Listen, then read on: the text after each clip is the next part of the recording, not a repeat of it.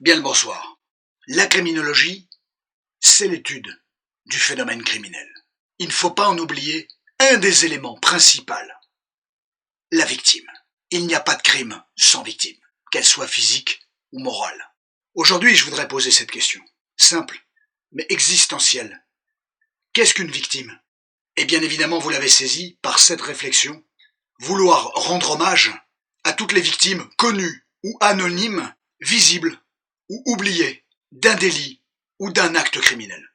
Certes, on parle du crime, de celui qui l'a commis, de l'enquête, du procès, mais rarement, trop rarement, de celle ou de celui qui a subi le préjudice. Ne confondez pas victime, être victime et se victimiser.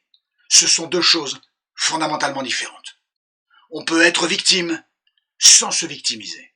Être victime, ce n'est pas uniquement subir un acte, c'est vivre avec ses traces, les traces que ça va laisser dans la vie de la victime.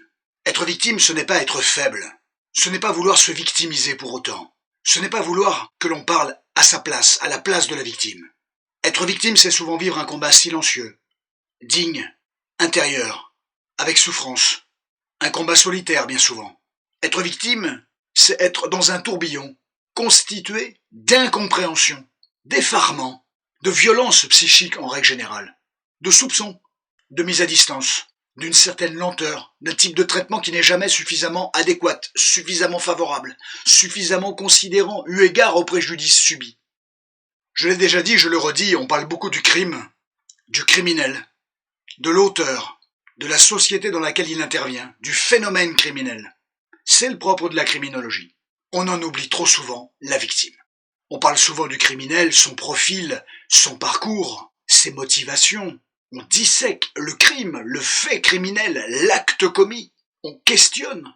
Mais autant de temps qu'on est dans ces éléments de réflexion-là, on en oublie un élément incontournable, la victime. Il n'y a pas de crime sans victime. Il n'y a pas de délit sans victime. Direct ou indirect. On analyse les causes du fait criminel. On évalue de comment la société va répondre de ce fait criminel, de cet acte frauduleux. Mais qu'en est-il de la victime? Concernant la victime, qui est-elle? De quoi est-elle victime? D'un fait criminel, d'un délit. La victime, ça peut être une personne morale, ça peut être une personne physique, ça peut être une ou plusieurs personnes.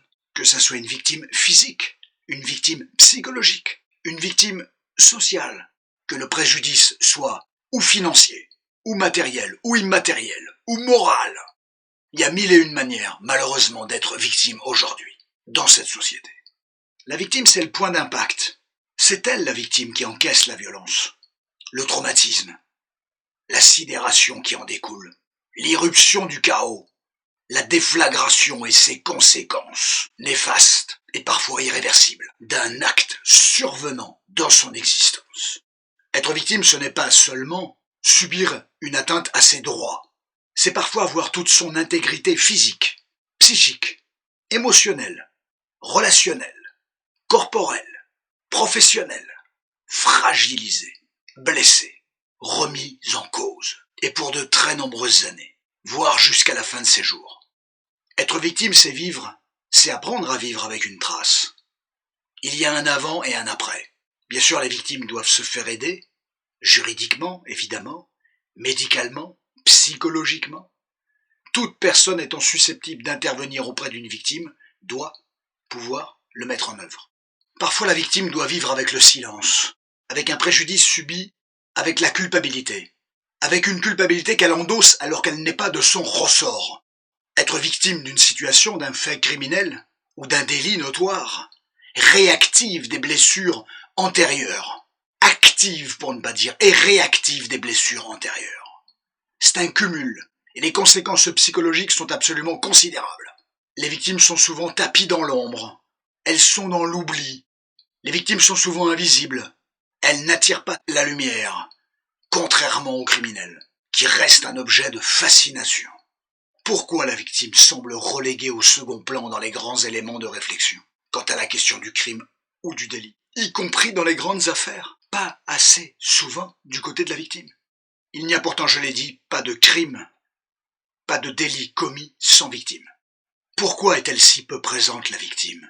Parce que la société, malheureusement, l'être humain s'intéresse bien trop souvent et plus facilement à celui qui a commis l'acte qu'à celui qui l'a subi, parce qu'on néglige cette notion de la reconstruction.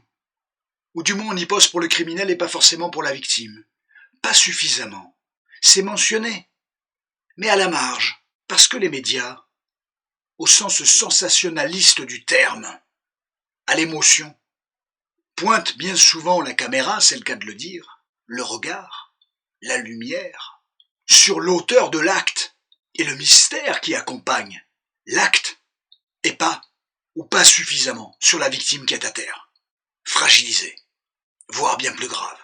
Et pourtant, chers amis, comprendre la criminalité sans intégrer la souffrance des victimes, c'est comme étudier l'heure sans regarder les aiguilles. Fort heureusement, la criminologie moderne fait grande place aux victimes. Le phénomène criminel doit être appréhendé également au sens de ce que vit, subit une victime. Le préjudice que vit et que subit une victime. Et heureusement, la victimologie existe. Heureusement, elle considère la victime et la remet au centre de la réflexion.